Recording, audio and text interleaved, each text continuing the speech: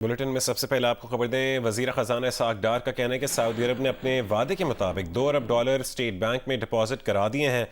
$2 ارب جمع ہونے کے بعد پاکستان کے فارن ایکسچینج ریزرو میں اضافہ ہوگا۔ پریس کانفرنس میں اسحاق ڈار نے وزیر اعظم، آرمی چیف اور اپنی جانب سے سعودی حکومت کا شکریہ ادا کیا۔ پاکستان کے معاشی معاملات بہتری کی طرف آ چکے ہیں، کہا جلد مزید استحکام پیدا ہوگا۔ سعودی عربیہ نے جو ماضی قریب میں ایک اناؤنسمنٹ کی تھی کہ وہ پاکستان اسٹیٹ بینک کے پاس اپنا ایڈیشنل $2 بلین کا ڈپازٹ پاکستان کو دیں گے۔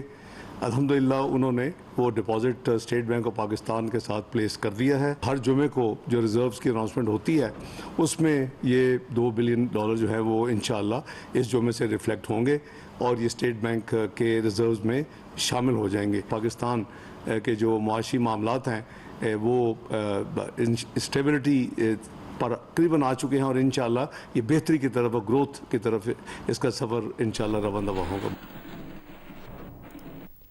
وزارت خزانہ اور آئی ایم ایف کے درمیان ایکسٹرنل فائنینسنگ کا معاملہ طے پا گیا ہے۔ ذرائع وزارت خزانہ کا کہنا ہے آئی ایم ایف نے وزارت خزانہ کے بھیجے گئے $8.2 ارب کی فائنینسنگ گیپ کا منصوبہ مان لیا ہے۔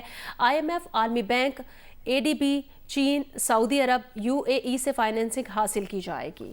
منصوبے کے مطابق رواں مالی سال کے دوران چین سے $3.5 ارب کی فائنینسنگ کا انتظام کیا جائے گا۔ سعودی عرب سے $2 ارب اور UAE سے $1 ارب کی فائنینسنگ حاصل کی جائے گی۔ ایشیائی ترقیاتی بینک سے $50 کروڑ کی فائنینسنگ حاصل کی جائے گی۔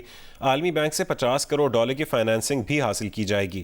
آئی ایم ایف سے $3 ارب قرض معاہدے کے تحت حاصل کیے جائیں گے اور I M F executive board کا اجلاس سے قبل ایکسٹرنل فائنینسنگ کا پلان منظور ہونا لازمی تھا۔ آئی ایم ایف کے ایگزیکٹو بورڈ کا اجلاس کل ہوگا اور بورڈ تقریباً $1.1 ارب کی قسط جاری کرنے کی منظوری دے گا۔ اسی پر بات کریں گے، ہمارے ساتھ فون لائن پر موجود ہیں معاشی تجزیہ کار محمد سہیل صاحب۔ بہت شکریہ جیو نیوز کو وقت دینے کے لیے۔ کہیے گا، گزشتہ روز فچ نے بھی ریٹنگ بہتر کی تھی، کیا معاشی اعشاریے بہتر ہو رہے ہیں؟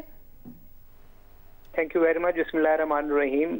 یہ جو سعودی عربیہ کے جو $2 بلین کا ڈپازٹ ہے، یہ توقعات تو تھیں مگر یہ ایسی توقعات نہیں تھیں کہ یہ آئی ایم ایف کے بورڈ اپروول سے پہلے آ جائے گا۔ اسی طرح جو فچ نے پاکستان کو کل اپ گریڈ کیا ہے وہ بھی ہمارے لیے بہت بڑا پازیٹیو اور پلیزنٹ سرپرائز تھا، کیونکہ ہم ایکسپیکٹ کر رہے تھے کہ یہ ساری چیزیں آئی ایم ایف کی board approval, I M F کے پیسے آنے اور پھر اس کے بعد جو دوسرے ممالک سے پیسے آنے کے بعد ہوں گی، مگر یہ دونوں خبریں جو ہیں وہ بہت نہ صرف اچھی ہیں بلکہ توقعات سے اس لیے بہتر ہیں کہ یہ دونوں چیزیں، فچ کی اپ گریڈ اور جو $2 بلین کا ڈپازٹ ہے، وہ آئی ایم ایف کے بورڈ کی اپروول سے پہلے ہی آ گیا ہے۔ ٹھیک ہے جی، بہت شکریہ محمد سہیل صاحب جیو نیوز سے گفتگو کرنے کے لیے۔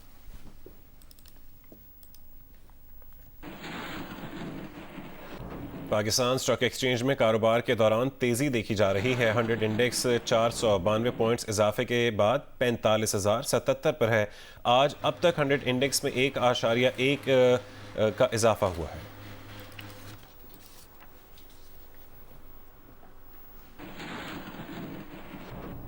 وزیر اعظم میاں محمد شہباز شریف کا کہنا ہے پاکستان شعبہ زراعت میں $1 بلین کی سرمایہ کاری کے لیے کوشاں ہے۔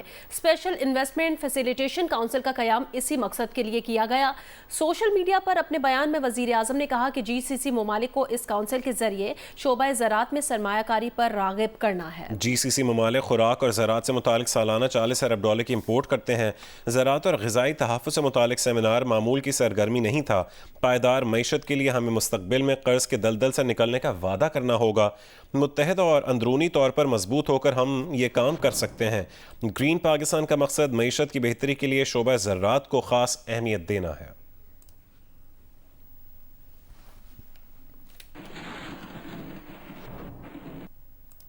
توشہ خانہ کیس قابل سماعت قرار دینے کا ٹرائل کورٹ کا فیصلہ ایک بار پھر ہائی کورٹ میں چیلنج کر دیا گیا۔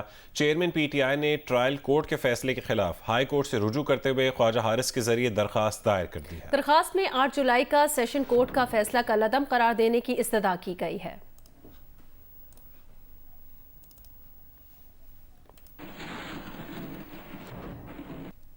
آگے بڑھے خبر دیں ترجمان پی ڈی ایم حافظ حمداللہ نے کہا مولانا فضل الرحمان پی ڈی ایم کے سربراہ ہیں، انہیں کیوں مشاورت سے دور رکھا گیا، انہیں کیسے نظر انداز کیا جا سکتا ہے۔ جیو پاکستان میں گفتگو کرتے ہوئے حافظ حمداللہ نے کہا ہے کہ آئینی طور پر الیکشن اپنے مقررہ وقت پر ہونے چاہیے۔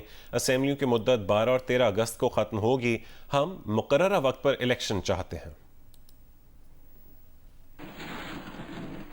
پی ڈی ایم کی سربراہ بیشک صدر پی ڈی ایم اس کو کیوں باہر رکھا ہے اس مشاورت سے، تو لہٰذا آپ مولانا فضل الرحمان صاحب کو کیسے نظر انداز کر سکتے ہیں۔ اس سلسلے میں ہم نے کہا کہ دبئی میں جو مشاورت ہو رہی ہے، اس مشاورت میں جمعیت علماء اسلام کو اور پی ڈی ایم کے سربراہ کو اور دیگر جماعتوں کی پی ڈی ایم کو اعتماد میں نہیں لیا ہے۔ پی ڈی ایم اتحاد، پی ڈی ایم میں شامل جماعتیں اور حکمران اتحاد، یہ انتخابی اتحاد نہیں ہے۔ ہر پارٹی الیکشن میں اپنے نشان کے مطابق، اپنے مینیفیسٹو کے مطابق وہ عوام کے پاس جائے گی، اپنے کارکردگی کے مطابق۔ البتہ ان پارٹیوں کا آپس میں سیٹ ٹو سیٹ ایڈجسٹمنٹ ہو سکتا ہے۔ وفاقی وزیر داخلہ رانا ثناءاللہ نے کہا کہ کوئی فیصلہ ہوا ہی نہیں جس پر تحفظات ہوں یا کسی کو منانا پڑے۔ سیٹ ایڈجسٹمنٹ یا الیکشن آگے پیچھے کرنے کا کوئی فیصلہ نہیں ہوا۔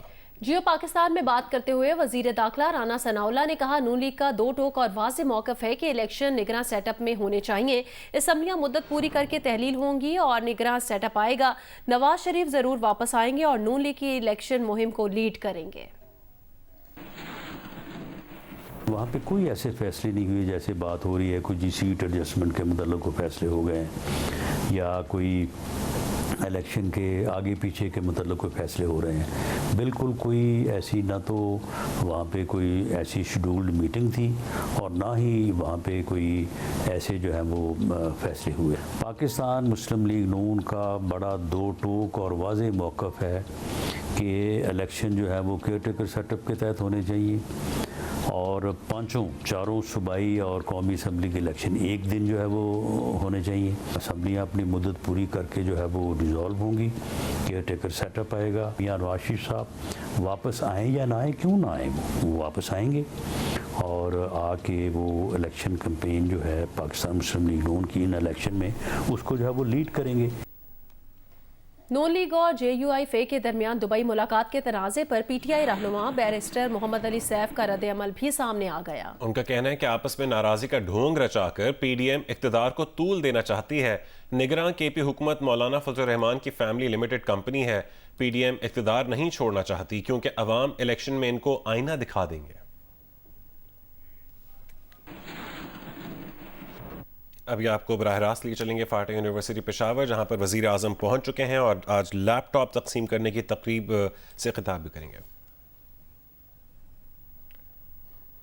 وزیر اعظم میاں محمد شہباز شریف فاٹا یونیورسٹی فیز 1 کی افتتاحی تقریب کے لیے پہنچ گئے ہیں۔ مناظر بھی آپ دیکھ رہے ہیں، طالبات بھی یہاں پر موجود ہیں اور وزیر اعظم میاں محمد شہباز شریف کا استقبال کیا جا رہا ہے اور وہ فاٹا یونیورسٹی پہنچے ہیں جہاں پر فیز 1 کیمپس کا افتتاح کیا جائے گا۔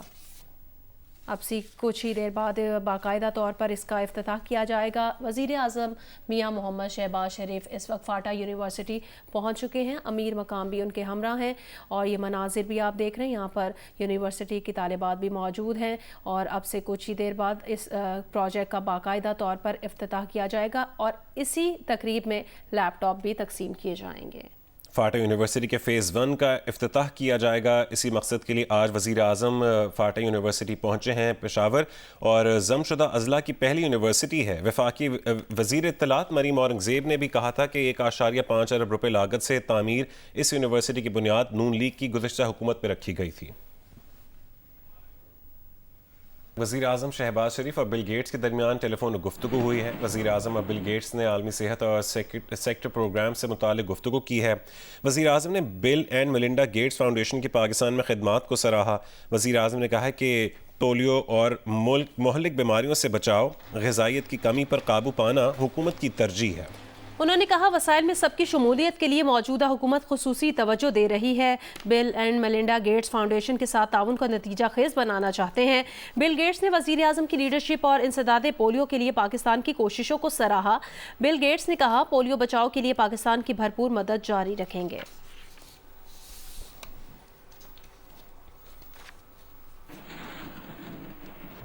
آگے بڑھیں، خبر دیں ظفروال اور نارووال کے برساتی نالوں میں پانی بتدریج کم ہونے لگا. راجن پور میں دریائے سندھ کوٹ مٹھن کے مقام پر پانی کی سطح میں اضافہ جاری ہے. کوٹ مٹھن کے مقام پر پانی 1,99,000 کیوسک ریکارڈ کیا گیا. دریائے سندھ کے راستوں میں غیر قانونی آباد لوگوں کی محفوظ مقامات پر منتقلی جاری ہے. آگے بڑھیں، آپ کو بتائیں کہ ایگزیکٹو انجینئر آبپاشی کے مطابق نارووال میں جسڑ کے مقام پر دریائے راوی میں بتدریج کمی کی جا رہی ہے. نالہ بئی میں 1282 اور نالہ ڈیک میں 440 کیوسک پانی ریکارڈ کیا گیا ہے. فلڈ کنٹرول روم کے مطابق چنیوٹ میں دریائے چناب کا پانی 2 درجن دیہات میں داخل ہو گیا ہے. پانی باجرہ سمیت دیگر فصلوں کو نقصان پہنچا کر اور سڑک بھی زیر آب آ گئی ہے.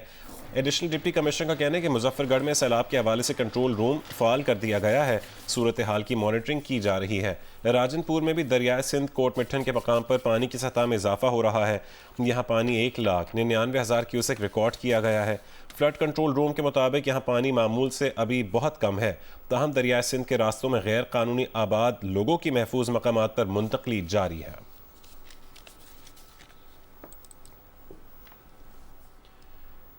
حالیہ مانسون بارشوں سے اب تک ملک بھر میں 86 افراد جاں بحق ہوئے ہیں. سب سے زیادہ ہلاکتیں پنجاب میں 52 تک جا پہنچی ہیں.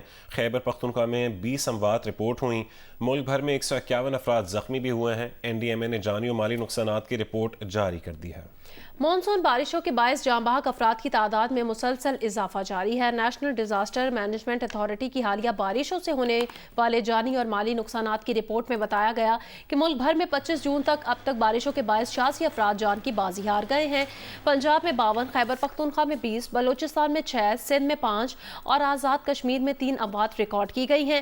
رپورٹ کے مطابق ملک بھر میں زخمی ہونے والے افراد کی تعداد 151 بتائی گئی ہے، جن میں 56 مرد، 43 خواتین اور 52 بچے شامل ہیں. اس دوران ملک بھر میں 97 گھروں اور 46 مویشیوں کو بھی نقصان پہنچا ہے.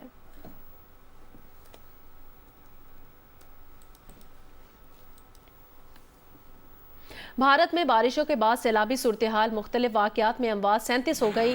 بھارتی میڈیا کے مطابق دریائے جمنا میں پانی کی سطح خطرے کے نشان سے بلند ہو گئی ہے.